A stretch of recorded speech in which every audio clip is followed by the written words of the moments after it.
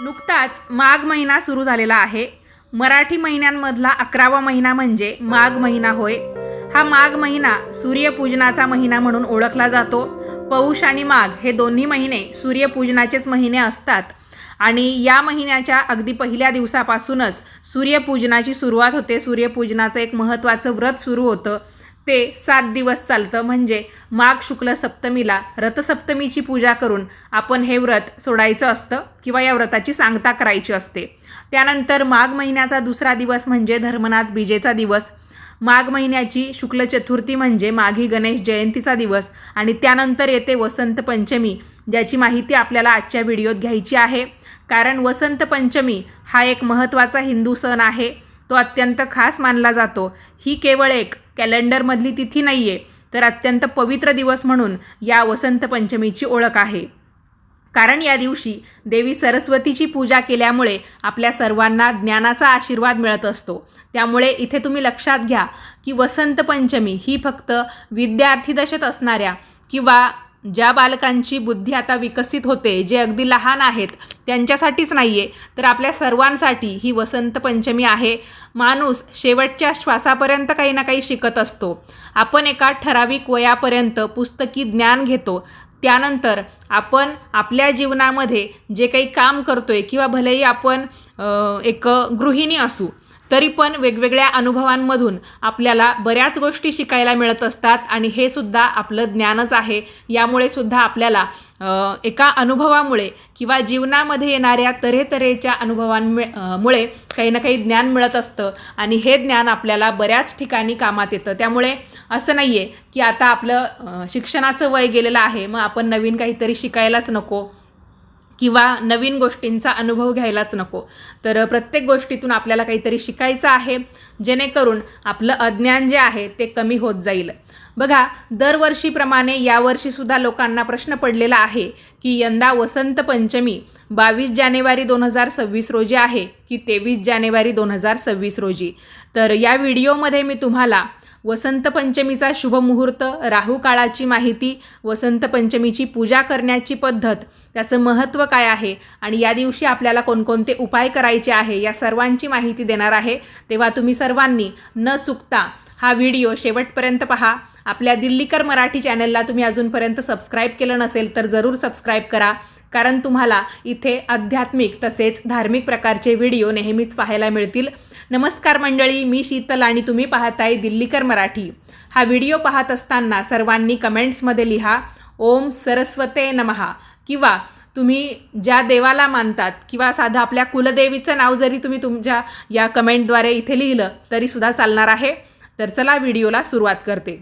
बघा मंडळी, आपल्या पवित्र अशा हिंदू धर्मामध्ये कोणताही सणवार असो, व्रतवैकल्य असो, त्यानिमित्ताने केल्या जाणाऱ्या पूजा अर्चा असो, त्याचप्रमाणे विवाह, मुंज, डोहाळे जेवण, वास्तुशांती यासारखी अनेक धार्मिक कार्य असो, तर ती सगळी अतिशय थाटामाटाने साजरी करण्याची पद्धत आहे. त्याचप्रमाणे वसंत पंचमीसुद्धा हिंदू धर्मामध्ये अतिशय उत्साहाने साजरी केली जाते. कारण या दिवशी विद्येची देवता माता सरस्वती हिचा जन्म झाला असल्याचे मानले जाते.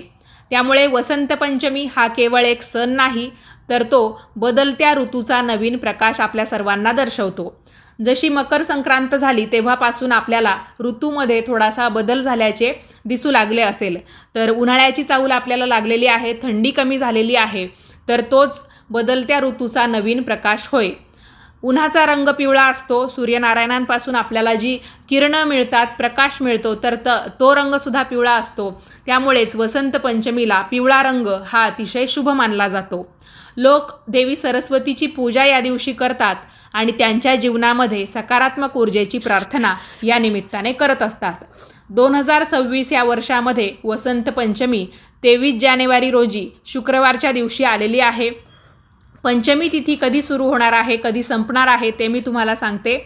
तर पंचमी तिथीचा प्रारंभ 22 जानेवारीच्या उत्तर रात्री 2:29 होणार असून पंचमी तिथीची समाप्ती 23 जानेवारी 2026च्या उत्तर रात्री, म्हणजे तेव्हा 24 तारीख लागलेली सुद्धा असेल, तर तेव्हा म्हणजेच 1:45 संपणार आहे.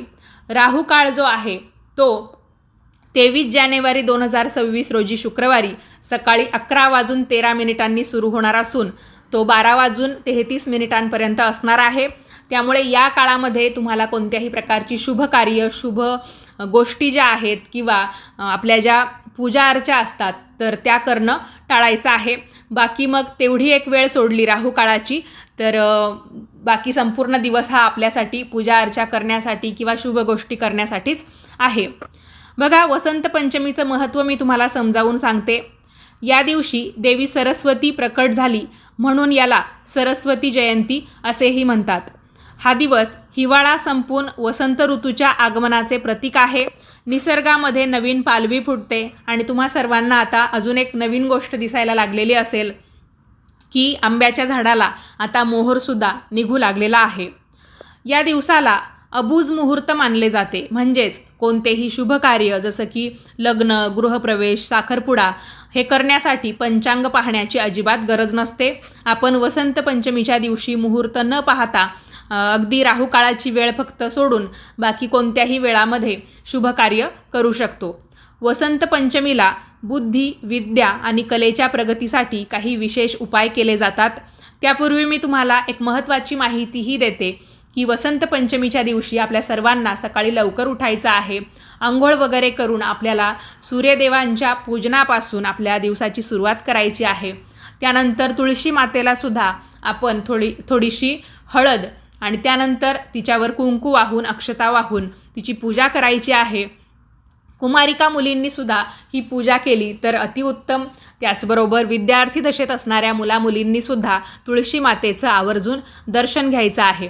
लक्षात ठेवा, या दिवशी जेव्हा तुम्ही सकाळी सूर्योदयाच्या आत अंघोळ कराल तर अंघोळीच्या पाण्यामध्ये तुम्हाला चिमूटभर हळद टाकून त्या पिवळसर पाण्याने स्नान करायचं आहे.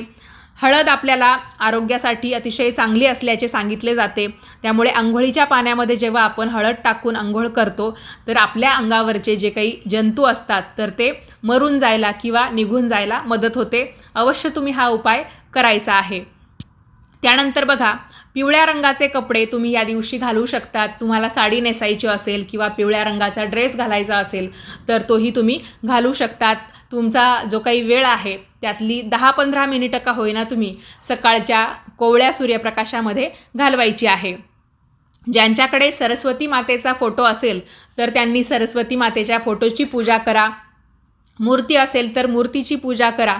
किंवा मग बऱ्याच वेळा आपण घरामध्ये सरस्वती मातेचा फोटो ठेवत नाही. विद्यार्थी दशेत असणारी मुलं ठेवतात. पण मग ज्यांच्याकडे अगदी नसेलच तर तुम्हा सर्वांना माहितीच आहे की आपण दसऱ्याच्या वेळेस सरस्वती यंत्र हे पाटीवर काढत असतो आणि त्यानिमित्ताने पाटीपूजन करत असतो.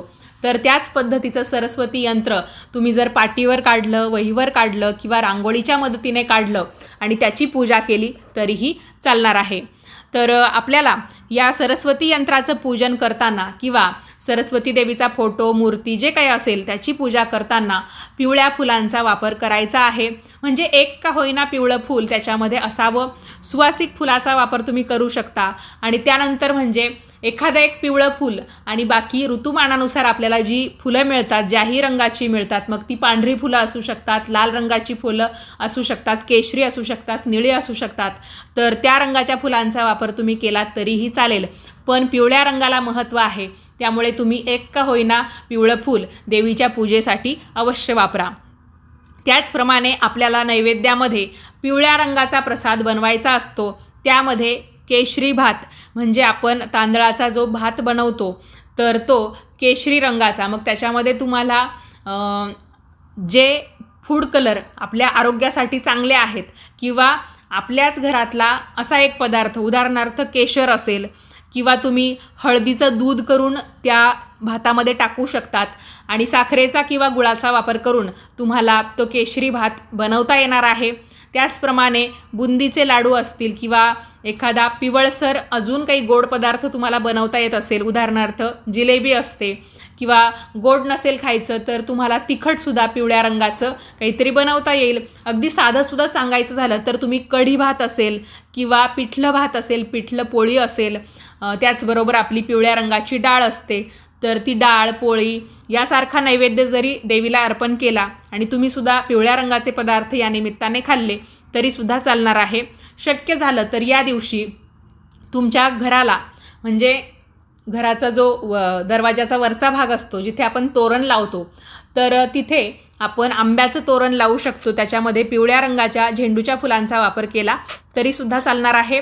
ज्या मुलामुलींचं लग्न जमत नाही आहे, म्हणजे आता तुम्ही विवाहयोग्य झाला आहात पण मग तुमचं लग्न जमण्यास काही अडचणी येत असेल, तर तुम्ही काय करायचं आहे, आपल्या कुलदेवीला, कारण शुक्रवार हा कुलदेवीचा वार समजला जातो, तर देवीला साकडं घालत तुम्ही देवीला पिवळ्या रंगाच्या अक्षता, म्हणजे तुम्ही अखंड तांदूळ घ्यायचे आहेत, अगदी तुमच्या चिमटीत मावतील एवढे अखंड तांदूळ घेतले, त्याच्यामध्ये थोडीशी हळद टाकून ते तांदूळ पिवळे करून घेतले आणि धार्मिक भाषेमध्ये देवीला आपण किंवा कोणत्याही प्रकारच्या देवांना आपण जे तांदूळ वाहतो त्यांना अक्षता असं म्हटलं जातं.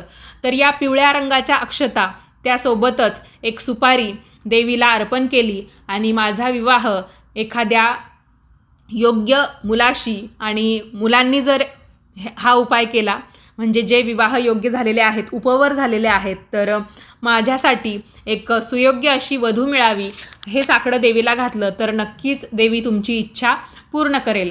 आणि हा दिवस बघा पिवळ्या रंगासाठी अत्यंत महत्त्वाचा मानला जातो आणि आपली विवाह कार्याची जी सुरुवात आहे ती हळद लावून होते. त्यामुळे आपल्याला पिवळ्या रंगाच्या अक्षता आणि त्याचबरोबर सुपारीलासुद्धा प्रत्येक धार्मिक कार्यामध्ये मान आहे, तर सुपारी वाहून तुम्ही देवीची पूजा करायची आहे आणि देवीला लवकरात लवकर विवाह आमचा होऊ दे, जमू दे, यासाठी साकडं घालायचं आहे. बघा, आता अजून काही उपाय मी तुम्हाला सांगते. विद्यार्थ्यांनी आपली पुस्तके, वह्या आणि पेन सरस्वती देवीच्या चरणाशी ठेवावेत. यामुळे एकाग्रता वाढते, अभ्यासात प्रगती होते असे मानले जाते. लहान मुलांना अक्षर ओळख करून देण्यासाठी किंवा लेखनाची सुरुवात करण्यासाठी हा सर्वोत्तम दिवस आहे. तुमची मुलं अजून लहान आहेत, म्हणजे आता तुम्ही जे काही शैक्षणिक वर्ष सुरू होईल त्याच्यामध्ये तुमच्या मुलाला मुलीला पहिल्यांदाच शाळेमध्ये पाठवण्याचा निर्णय घेत असाल किंवा अजून एखाद्या वर्षाने तुम्हाला तुमच्या मुलाला मुलीला शाळेमध्ये पाठवायचं आहे, त्याच्या अगोदर आपणच, म्हणजे आपलं बाळ लहान आहे तर पहिले गुरु आपण त्याचे असतो, मग शाळेत जे काही शिक्षक असतात, शिक्षिका असतात, तर त्या त्याच्या गुरु बनतात. तर आपण त्याचे पहिले गुरु होण्याच्या नात्याने आपण त्यांना जी काही अक्षर ओळख करून देतो त्याच्यामध्ये आपण त्यांना पहिलं अक्षर हे ऐम हे शिकवायचं असतं, किंवा श्री जरी तुम्ही त्यांचं बोट जे आहे ते तुमच्या हातामध्ये धरून, म्हणजे त्याच्या हातावर आपला हात ठेवून तुम्ही त्यांच्याकडून श्री जरी गिरवून घेतलं तरीसुद्धा खूप झालं. कारण आईसारखे दैवत साऱ्या जगतावर नाही, म्हणून श्रीकाराच्या नंतर शिकणे आई, हे आपण बऱ्याच वेळा ऐकतो किंवा लहानपणी आपण हे नक्कीच ऐकलेलं असेल आपल्या लहानपणी. तर तुम्ही नक्कीच श्री किंवा ऐम हे त्यांना शिकवायला अजिबात विसरू नका. ऐम हा सरस्वती देवीचा बीजमंत्र म्हणून ओळखला जातो, किंवा आपली जी देवी लक्ष्मी आहे तिचं जरी आपल्याला काही नामस्मरण करायचं असेल तरी पण आपण ऐम हा बीजमंत्र बऱ्याच वेळा वापरत असतो. म्हणूनच ओम ऐम सरस्वते नमः या मंत्राचा आपल्याला या दिवशी जप करायचा आहे. बुद्धी आणि स्मरणशक्ती वाढवण्यासाठी या मंत्राचा 108 वेळा जप करावा. तुमच्याकडे जपमाळ असेल तर तिच्यावर तुम्ही हा जप करू शकता.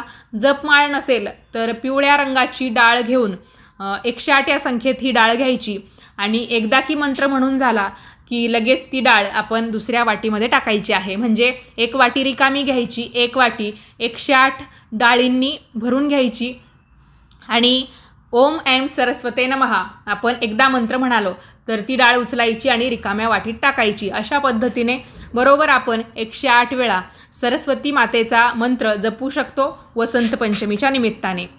ज्योतिषांच्या मते वसंत पंचमीच्या दिवशी गरजू विद्यार्थ्यांना आपण पेन, पेन्सिल, पुस्तके किंवा अभ्यासाचे साहित्य दान केले तर ते आपल्यासाठी पुण्यदायी मानलं जातं आणि खरोखर आपण ही गोष्ट केली पाहिजे. बऱ्याच जणांना शाळेत जायला भेटत नाही किंवा शाळेत जातात पण परिस्थितीमुळे जे शालेय साहित्य असतं किंवा अभ्यासाच्या ज्या काही उपयोगी गोष्टी असतात त्या घ्यायला मिळत नाही, तर आपण थोडीशी का होईना मदत या निमित्ताने करू शकतो. आता या व्हिडिओमधला सगळ्यात शेवटचा पण महत्त्वाचा भाग, आपल्याला या दिवशी एक खास असा दिवा लावायचा आहे. अगदी सकाळी आपल्या देवपूजेच्या वेळेपासून संध्याकाळी देवपूजेची जी वेळ आहे तोपर्यंत तो दिवा चालू राहिला पाहिजे, किंवा देवपूजेची संध्याकाळची वेळ जरी होऊन गेली तर रात्रभर जरी हा दिवा चालू राहिला तरी पण काही बिघडणार नाही. एक प्रकारे अखंड दिवा 1 दिवसासाठी आपल्याला लावायचा आहे. तर तो कसा लावायचा, त्यासाठी आपल्याला एक पितळेचा दिवा घ्यायचा आहे. पितळेचाच घ्यायचा कारण तो पिवळसर रंगाचा असतो म्हणून. आणि या पितळेच्या दिव्यामध्ये आपल्याला तेल किंवा तूप घालता येईल. तुम्ही जर गाईचं तूप वापरलं तर हमखास त्याचा रंग पिवळा असतो. पण मग तुमच्याकडे तूप उपलब्ध नसेल तर तुम्ही तेल जरी घेतलं, मग त्याच्यामध्ये गोडे तेलाचा किंवा तुम्ही तिळाच्या तेलाचा वापर केला तरीही चालेल. या तेलामध्ये चिमूटभर हळद तुम्हाला टाकायची आहे, म्हणजे ते तेलसुद्धा पिवळसर रंगाचं दिसेल. आणि हा दिवा आपल्याला प्रज्वलित करायचा आहे. दिव्याला आपण खाली काहीतरी आसन देत असतो. बरेच जण छोटासा पाट ठेवतात दिव्याला पुरेल इतका, किंवा मग कोणी वाटी, प्लेट यांचीही मदत त्यासाठी घेत असतं. तर या पाटावर किंवा प्लेटमध्ये, वाटीमध्ये दिवा ठेवण्यापूर्वी आपल्याला काही अक्षता या हळदीने पिवळ्या करून घ्यायच्या आहे. किंवा तुम्ही अक्षतांऐवजी सप्तधान्य जरी घेतलं किंवा 2-4 प्रकारची धान्य एकत्रित करून त्याच्यावर जरी थोडीशी हळद टाकली आणि मग तो दिवा त्या धान्यावर ठेवला तरी चालेल. आणि हा दिवा आपल्याला पूर्ण दिवसभर आणि संध्याकाळी किंवा रात्रभर जरी चालू राहील अशा पद्धतीने अखंड दिवा म्हणून लावायचा आहे. दिवा आपल्याला एक गोष्टही शिकवतो की पूजेची जी सुरुवात आहे ती आपण दिवा लावून करतो, अग्नीच्या साक्षीने करतो. आणि दिवा आपल्या जीवनामध्ये प्रकाश आणण्याचं काम करतो. जेव्हा आपल्याकडे कुणी काही कामानिमित्त यशस्वी होतं किंवा कुणाचं काही आपल्याला औक्षण करायचं असतं, नव्या नवरीचा गृहप्रवेश असेल किंवा अन्य बऱ्याच गोष्टी, जसं की आपण नवीन वाहन घेतो तेव्हासुद्धा आपण त्या दिव्याद्वारेच त्या वाहनाला ओवाळत असतो. म्हणजे एक प्रकारे लक्ष्मीचं स्वागतसुद्धा आपण दिवा लावून करत असतो. उंच आपल्याला भरारी घ्यायची असेल तर आपल्याला दिव्याची जी वात आहे ती कशी उंचावत असते, मंद प्रकाश देत असते, त्याच पद्धतीने काम करावं लागत असतं. म्हणजे दिवा स्वतः जळतो आणि इतरांना प्रकाश देतो. त्याच पद्धतीने आपल्याला या दिव्याचं महत्त्व या निमित्ताने समजून घ्यायचं आहे. आणि वसंत पंचमीचं जे काही पिवळ्या रंगाचं महत्त्व आहे ते सुद्धा आपल्याला जपायचं असेल तर त्यासाठी आपल्याला हळदीचा वापर त्या दिव्याच्या म्हणजे त्या तेलामध्ये असेल किंवा दिव्याखाली आपण अक्षता ठेवू किंवा सप्तधान्य असेल ते ठेवू तर त्याच्यात करायचं आहे. मंडळी, या व्हिडिओमध्ये मी तुम्हाला वसंत पंचमीची संपूर्ण माहिती आणि उपाय सांगितले. तर तुम्हाला हा व्हिडिओ कसा वाटला ते मला कमेंट करून नक्की कळवा. आवडला असेल व्हिडिओ तर लाईक करा, जास्तीत जास्त लोकांना पाठवा.